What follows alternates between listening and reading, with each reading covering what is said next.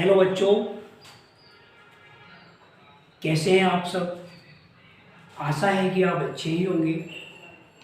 आज हम आपको अपना केमिस्ट्री का लेक्चर नंबर 5 जो कि सॉलिड स्टेट का है, ये लेक्चर आज 5वां है हमारा। कल हमने आयोनिक सॉलिड के बारे में पढ़ा था, आयोनिक ठोस के बारे में पढ़ा था। आज हम लोग लेक्चर नंबर 5 में हम दो तरह के जो सॉलिड हमारे बचे हुए हैं टाइप्स, जिसमें हम धात्विक ठोस कहते हैं एक को, और एक सहसंयोजी ठोस है। ये दो बचे हुए हैं, आज इनको क्लियर करेंगे, आज पूरा करेंगे, आज इनको सीखेंगे अच्छे से। आशा करता हूँ कि आपको जो वीडियोस मिल रही हैं वो आप अच्छे से देख रहे होंगे और अपनी नोट्स भी बना रहे होंगे।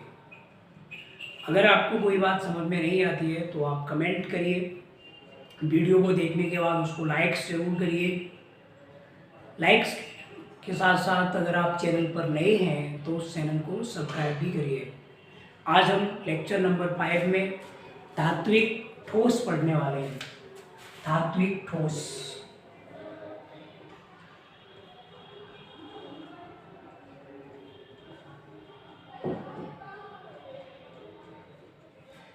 स्टूडेंट, धात्विक ठोस को मेटेलिक सॉलिड कहते हैं। मेटेलिक सॉलिड के नाम से जानते हैं। धात्विक ठोस को मेटेलिक सॉलिड कहा जाता है। जो अपना मेटेलिक सॉलिड होता है, इसकी कुछ विशेषताएं होती हैं जिनको हम आगे पढ़ने वाले हैं। सबसे पहली विशेषता है धात्विक ठोस की, वो है इनके अवयवी कण। इनके अवयवी कण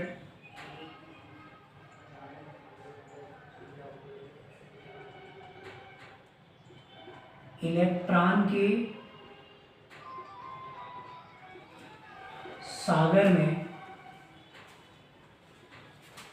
उपस्थित,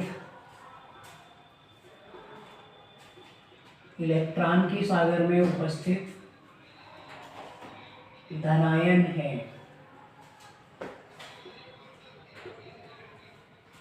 डियर स्टूडेंट्स, अगर आप आयनिक ठोस के बारे में हमने पढ़ा था पिछले टाइम, उसमें हमने आयन के बारे में पढ़ा था। अवयवी कण के अवयवी कण जो होते हैं आयनिक ठोस में वो आयन होते हैं। आणविक ठोस में हमने अणु पढ़ा था। उसी तरह हमारे जो धात्विक ठोस होते हैं, मेटेलिक सॉलिड होते हैं, इनके जो अवयवी कण होते हैं वो इलेक्ट्रॉन के सागर में उपस्थित धनायन होते हैं। इलेक्ट्रॉन के सागर में उपस्थित धनायन जो होते हैं वो आप जानते हो विपरीत आवेश के हैं। धनायन पॉजिटिव चार्जेस है और इलेक्ट्रॉन जो होते हैं इन पर ऋणावेश होता है, तो विपरीत आवेश के लिए आयन है। एक तरह से आयन की तरह ही ये स्पीशीज हैं। इलेक्ट्रॉन जो होते हैं वो उनकी सागर होता है, एक तरह से उनका एक डेंस होता है, उनका एक घनत्व होता है इलेक्ट्रॉनों का, और उसमें धनायन जो होते हैं वो प्रेजेंट रहते हैं। अगर उसके सागर में धनायन प्रेजेंट है जब इलेक्ट्रॉन के सागर में, तो हम कहेंगे कि वो अवयवी कण किसके हैं, धात्विक ठोस के वो अवयवी कण हैं।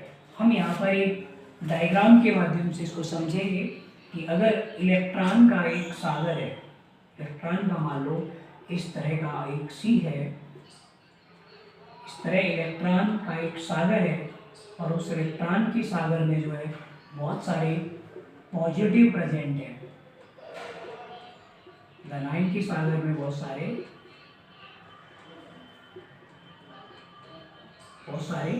पॉजिटिव प्रेजेंट है। इलेक्ट्रॉन के सागर में जो पॉजिटिव प्रेजेंट है, बीच बीच में धनायन है, तो वही है इलेक्ट्रॉन का ये सागर था। इलेक्ट्रॉन का ये सागर था और जिसमें बीच बीच में धनायन उपस्थित थे, वहाँ बीच बीच में धनायन प्रेजेंट थे। तो यही होता है एक तरह का, यही एक तरह की जो व्यवस्था है वो एक तरह से धात्विक ठोस की व्यवस्था है। जो व्यवस्था आप देख रहे हो, ये व्यवस्था धात्विक ठोस की है। यही इनके फिर अवयवी कण कहलाते हैं। ठीक है, इसका हम दूसरा पॉइंट्स पढ़ेंगे, इसको आप नोट डाउन कर सकते हो, चाहो तो वीडियो को रोक कर इसको आप नोट करते जाया करो। इसके बाद हम इसका जो दूसरा पॉइंट पढ़ेंगे वो हमारा ये है, इन ठोसों में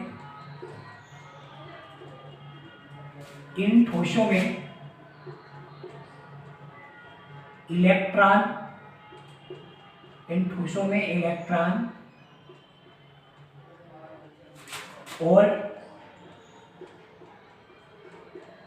और धनायन के मध्य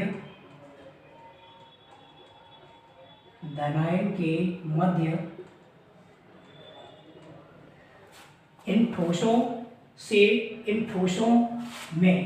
में होगा यहाँ पे, सॉरी, यहाँ इन ठोसों में इलेक्ट्रॉन और धनायन के मध्य प्रबल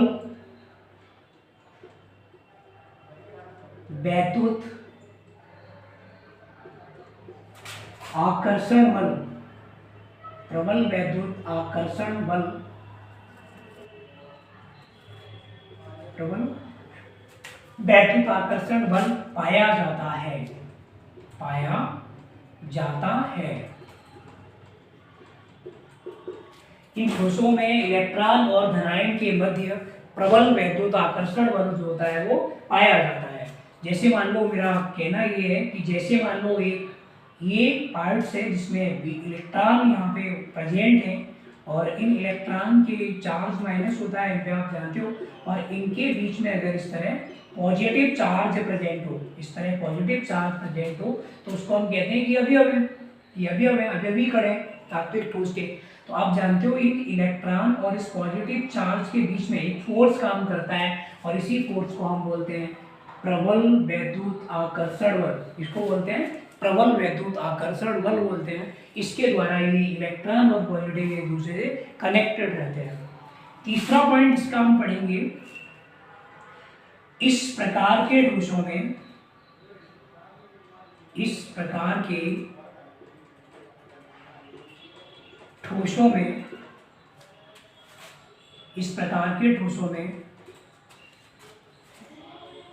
गलित एवं ठोस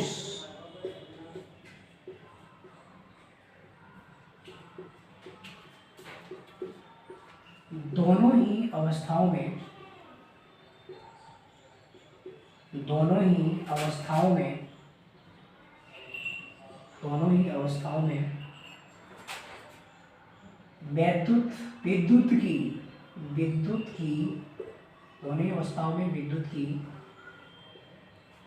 विद्युत की चालकता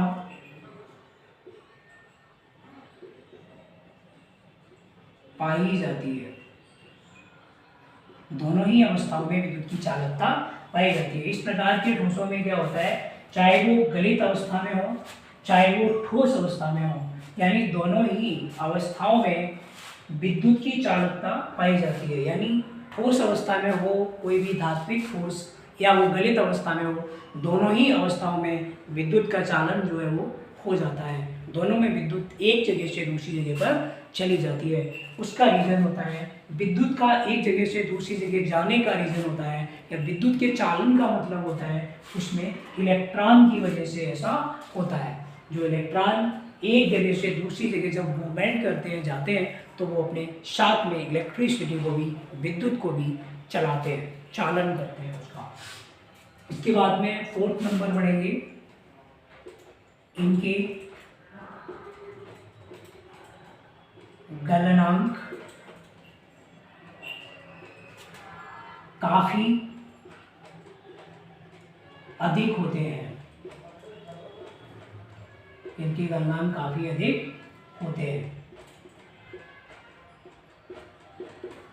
इनके जो गलनांक होते हैं, ये जो धात्विक ठोस होते हैं, इनके गलनांक जो होते हैं वो काफी अधिक होते हैं। अगर आप कुछ मेटल्स देखोगे जिनके गलनांक बहुत ज़्यादा होने के कारण उनके कुछ विशिष्ट उपयोग हैं। जैसे अगर आप यहाँ पे टंगस्टन को देख लो, टंगस्टन और टंगस्टन के साथ में टंगस्टन के साथ में अगर आप नाइक्रोन को देख लो, नाइक्रोन को देख लो, तो इनका जो गलनांक होता है वो बहुत ज़्यादा होता है, और इनके गलनांक की वजह से इनके कुछ विशिष्ट उपयोग है। सॉरी, कुछ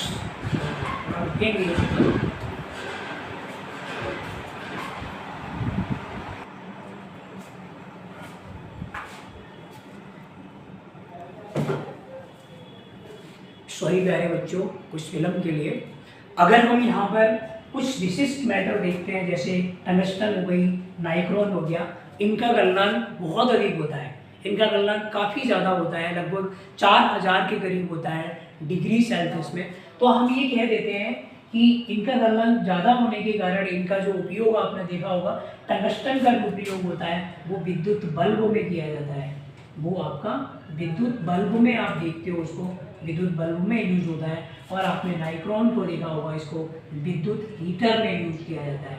इसके जो तार होते हैं, इनके जो तार होते हैं, नाइक्रोन के जो तार होते हैं, उनका उपयोग विद्युत हीटर में किया जाता है। इनका उपयोग किसमें किया जाता है? विद्युत हीटर में। तो ये उच्च गलनांक के कारण ऐसा होता है। ठीक है, इसके बाद में हम इसका नेक्स्ट नंबर पढ़ेंगे। इनके गलनांक काफ़ी अधिक होता है। उसके बाद में अगर आप इसका 5th नंबर देखोगे, तो 5th नंबर जो इसका होता है वो होता है कि ये इनमें से लिखेंगे, इनमें आघात वर्धनीयता,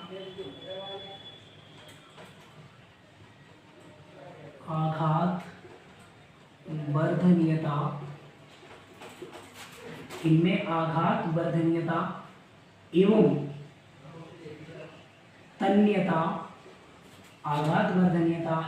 तन्यता, का गुण पाया जाता है।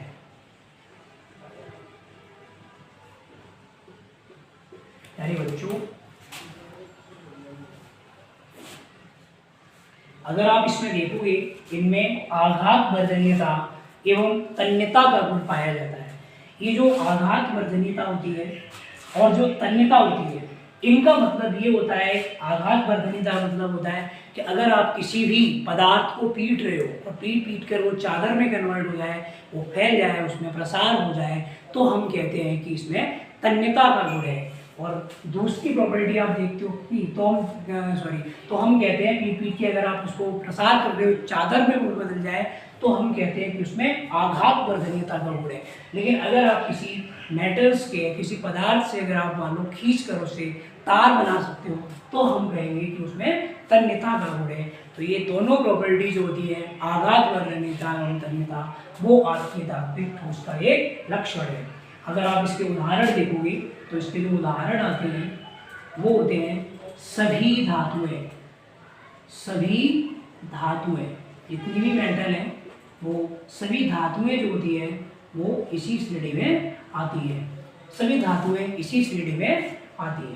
जितनी भी मेटल है वो आपकी धात्विक ठोस होंगी। तो धात्विक ठोस कंप्लीट कर लिया है, और इसको आप नोट डाउन करेंगे।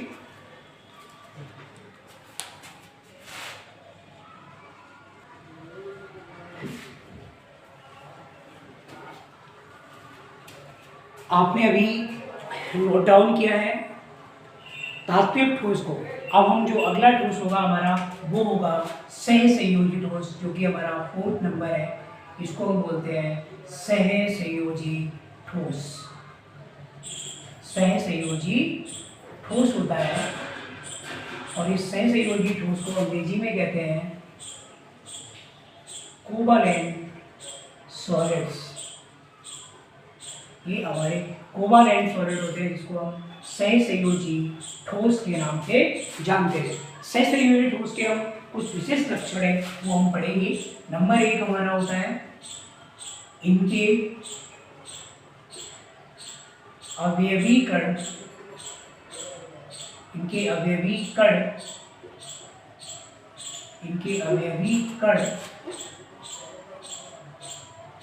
परमाणु होते हैं।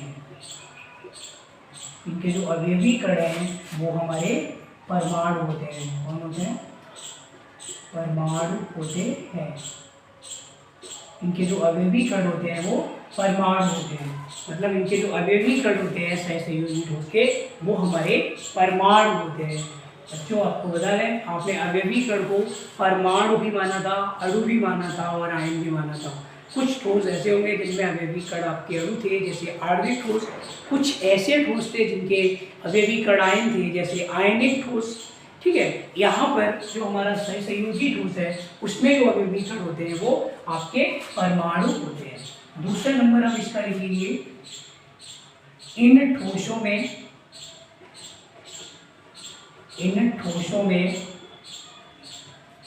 परमाणु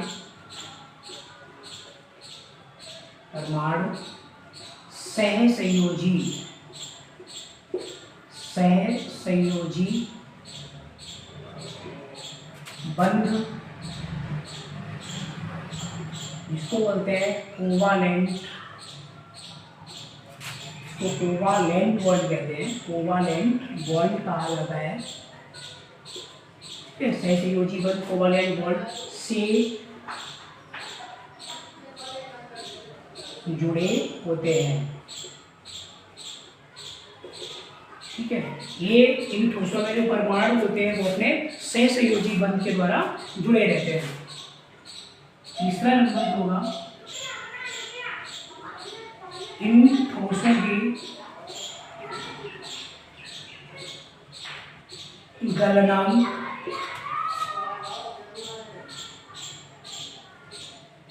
बहुत अधिक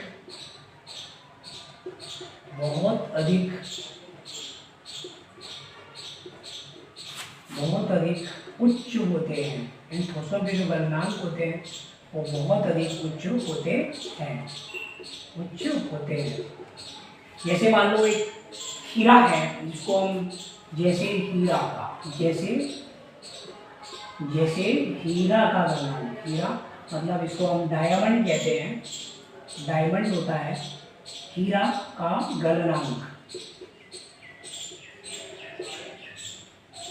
गलनांक, यानी हीरा का जो गलनांक है वो सबसे ज़्यादा है, सबसे अधिक होता है। इसके बाद हम फोर्थ नंबर पढ़ेंगे, ये ठोस, कठोर एवं मुलायम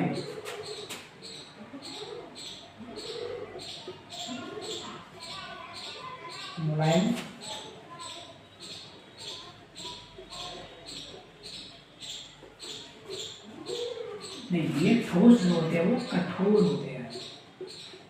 ये ठोस जो होते हैं वो कैसे होते हैं? कठोर होते हैं। पांचवें नंबर का है, पांचवा जो नंबर होगा ये ठोस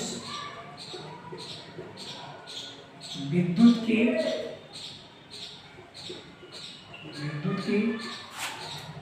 कुचालक होते हैं।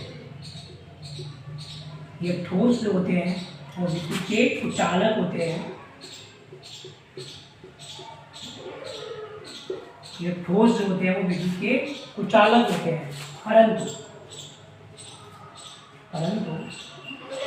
ग्रेफाइट विद्युत का चालन करता है। परंतु अगर आप ग्रेफाइट को देखोगे तो वो विद्युत का चालन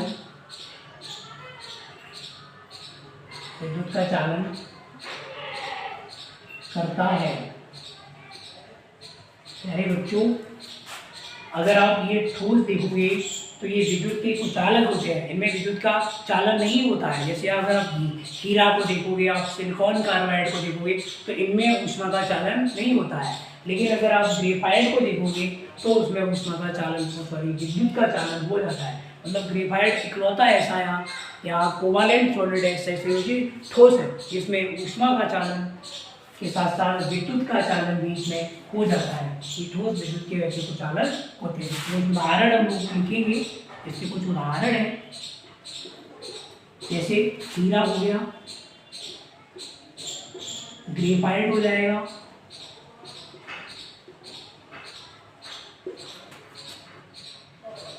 इसके बाद में सिलिकॉन कार्बाइड,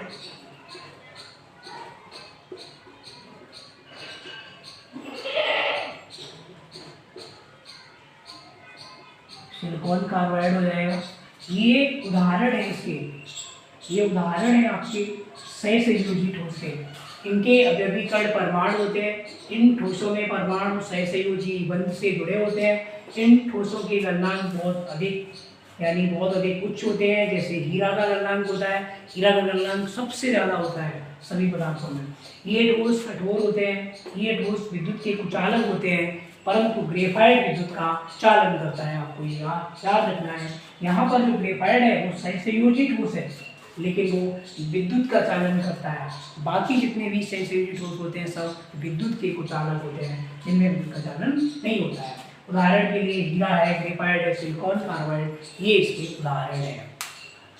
इसको आप लोग नोट डाउन करेंगे।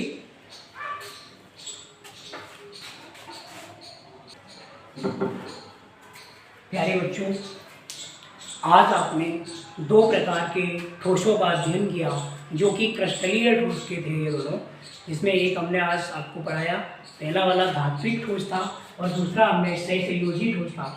आज हम क्रिस्टलीय ठोस के 4 टाइप्स पढ़ चुके हैं, जिसमें हम आणविक ठोस को हमने पढ़ा, उसके बाद में हमने आयनिक ठोस को पढ़ा, उसके बाद में हमने धात्विक ठोस को पढ़ा, उसके बाद में हमने आज सहसंयोजी ठोस, जिसको हम कोवैलेंट सॉलिड कहते हैं, उसको पढ़ा। कल हम आगे नए लेक्चर्स में हम नया पढ़ने वाले हैं। आगे हम पढ़ने वाले हैं लैटिस पॉइंट और लैटिस ब्रेविस जालक वगैरह। हम क्रिस्टल जालक के बारे में पढ़ेंगे, हम इकाई सेल के बारे में पढ़ेंगे। आगे हम उसके अच्छे अच्छे लेक्चर्स पढ़ने वाले हैं, जिनको आपको पढ़ने में मजा आएगा, आप बहुत अच्छे से सीख पाओगे। धन्यवाद। आज का लेक्चर हम यहीं पे स्टॉप करते हैं।